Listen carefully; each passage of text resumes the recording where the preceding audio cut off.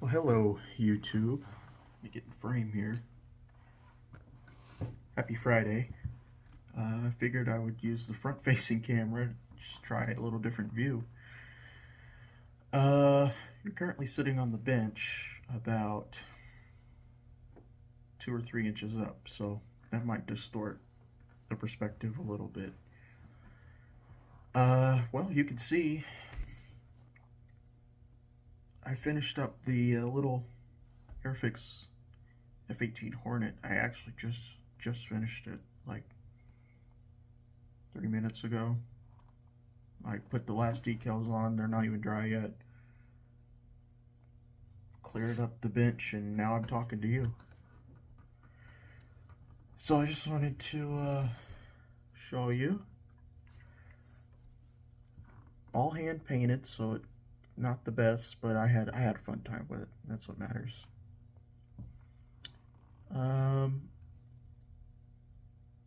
As far as the kit goes, it's okay. I mean, it's a Hornet. Looks like a Hornet. It's not a tail sitter. There's no weight in it at all, and it just sits just fine. So that's good. It's definitely an 80s Airfix kit and everything that entails. So if you wanted to work at it, you could probably make this into a pretty decent Hornet, but I'm sure there's better options out there. I just got a wicked good deal on it, so that's why I got it. This particular jet, as I mentioned, actually became a Blue Angels jet, so that's pretty cool. Which the Blue Angels use the Super Hornet now, as does everyone else. But all hand painted. I just put the 3 tanks on it. I didn't put any missiles or anything on it. And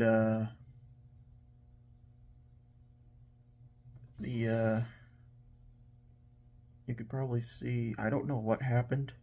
Probably when I had it upside down doing the landing gear, the forward cockpit cracked, but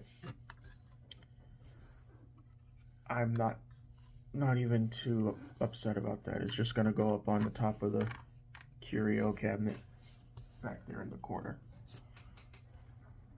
over there. Probably just gonna sit up there. But it looks like a Hornet. It's the first Hornet I've ever built. If I would to build another one, I think I might do a Canadian one of the early Canadian ones, just to be a little bit different. But I finished that up literally like 5 minutes ago now, and it looks good, so happy with that. Yesterday we went to Paducah, Kentucky. We had a good time. We went to a couple train stores. One of them was called Classic Trains and Ferraris. I didn't see any Ferraris, so I don't know where that comes into play, but the owner was nice. He had a lot of stuff, new stuff, and as well as used stuff. Had a lot of O-gauge stuff as well, which I really had never encountered before. Really expensive stuff for sure in the O-gauge. And we went to another one which was called Fast Freight Hobbies, and I picked up some stuff there, so I'd like to show you. We got, what are these? Atlas razor saws. We call it a super saw. And it says it'll cut wood, copper, plastic, formica, aluminum, masonite, and most non-ferrous metals. Seems a little generous. I'd probably use it for plastic for sure, and resin if I ever get any resin. There's just times where you need a razor saw, so I'm glad we got one. I also got this. To me, panel liner. This is the gray one. Everybody has this one. Everybody has that one, almost. And I've heard of, I know they have different colors, but I'd never seen them. So they had all the colors there. They had a orange one and a dark gray one and a light gray one. But I got this for that big P3 Orion that we're going to build this summer.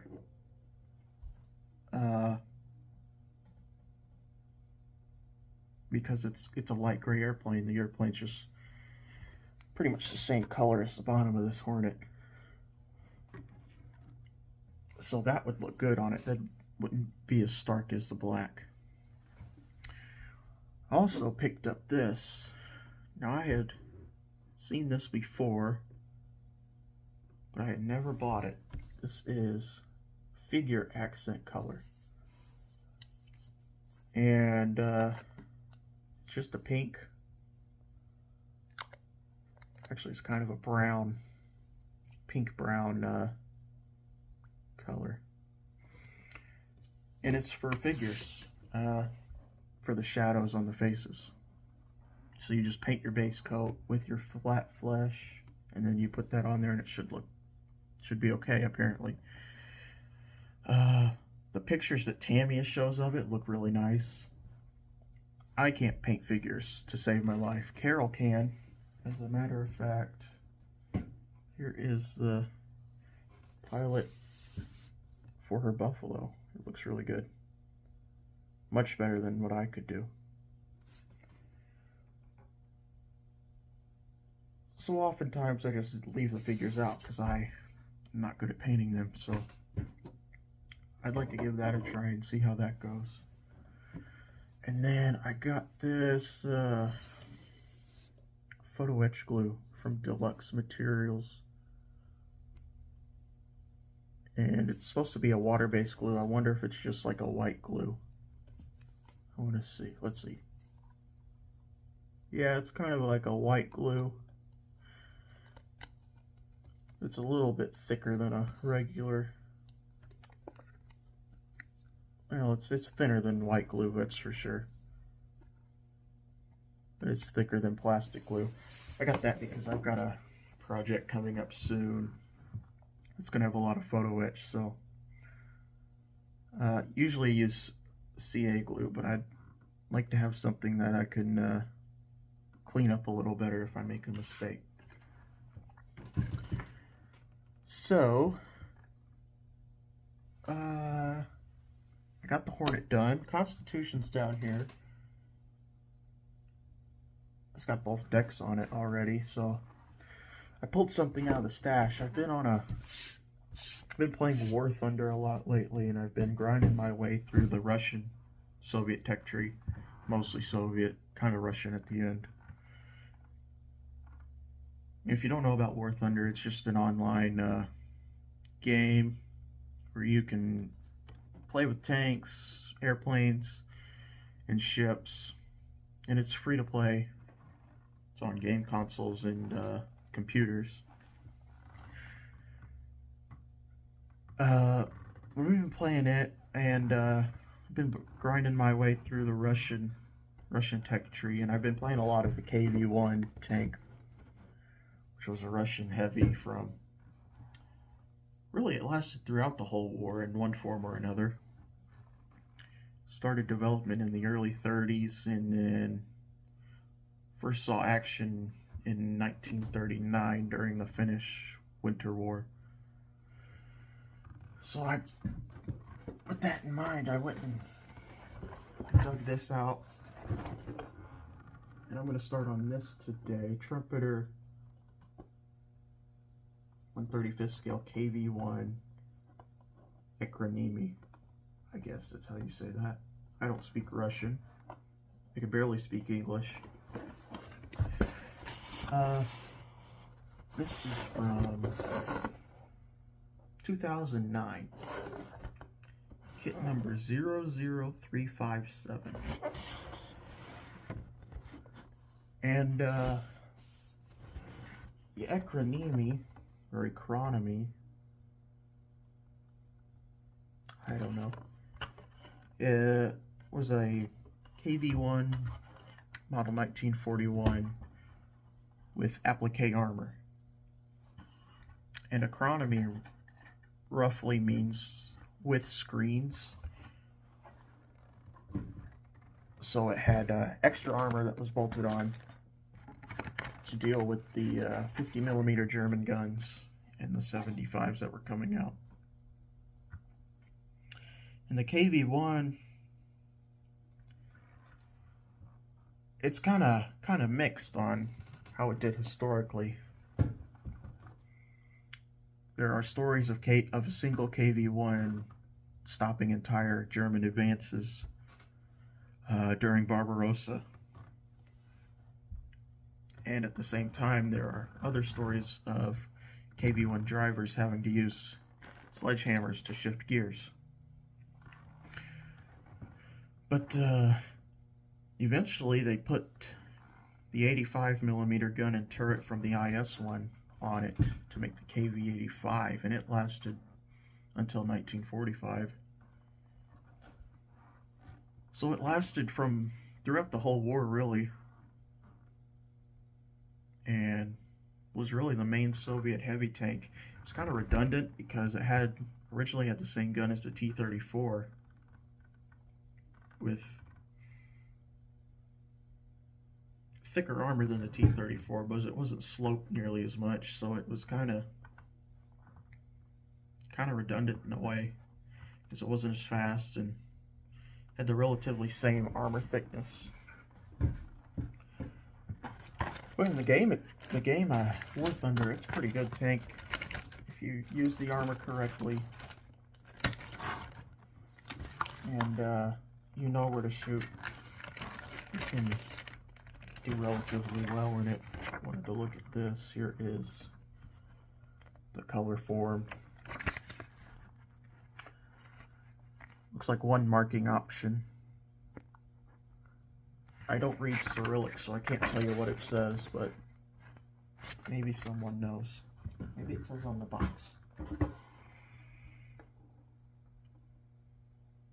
No, it doesn't.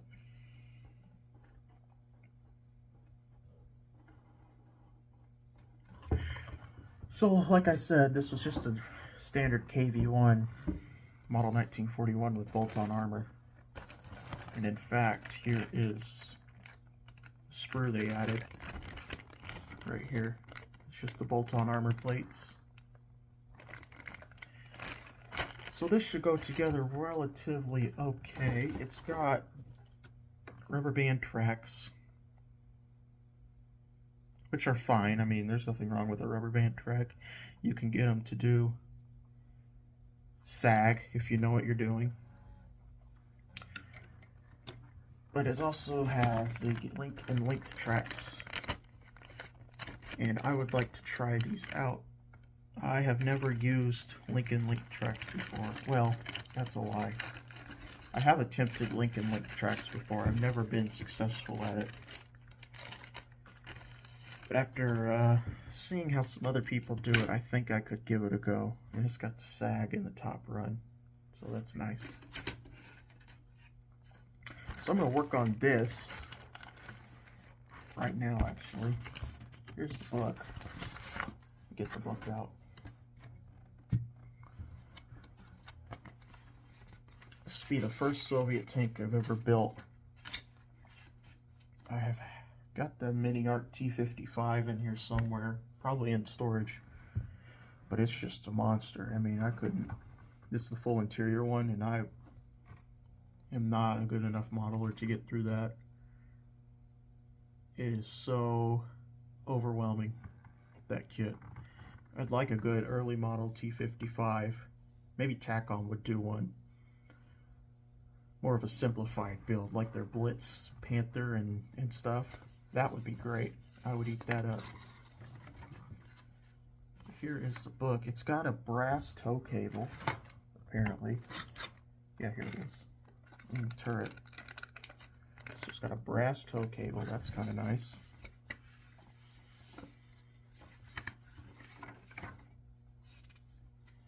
Looks like 17 assembly steps.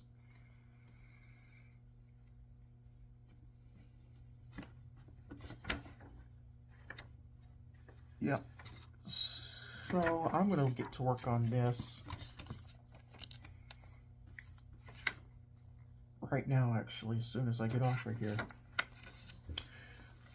So I want to thank you for watching. I think that's everything. Let me look at my show notes.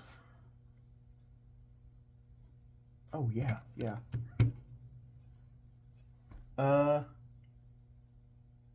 Like I was talking about earlier, I just finished that Hornet. I mean, as soon as I put the last decal on, I swept off the desk and went on to ScaleMates and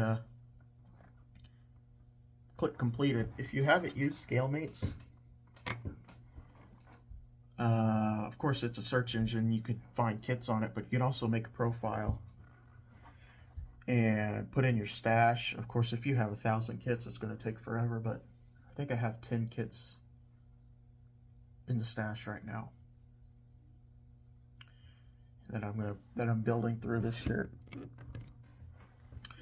But if you haven't used ScaleMates, you can mark when you started a kit, mark when it's completed. If you gift one, you can mark it as gifted. It's just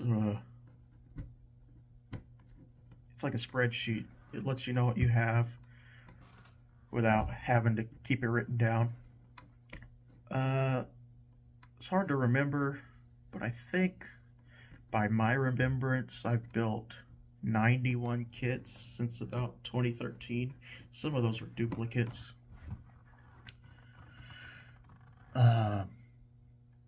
Let's see, that was 10 years, so that's about 9 or 10 kits a year since 2013. So it's hard to remember that far back when you were a young child, but I think I've got everything. There's probably a couple I'm missing, but first world problems. So yeah, if you haven't used ScaleMates, check it out. That's pretty fun site. And yeah, I think that's it. So I'm going to work on the KV1. I'm going to put the Hornet up there. I'm going to get a root beer and a snack cake. And I will talk to you maybe next week, maybe tomorrow. I don't know. So we'll see you. Bye-bye.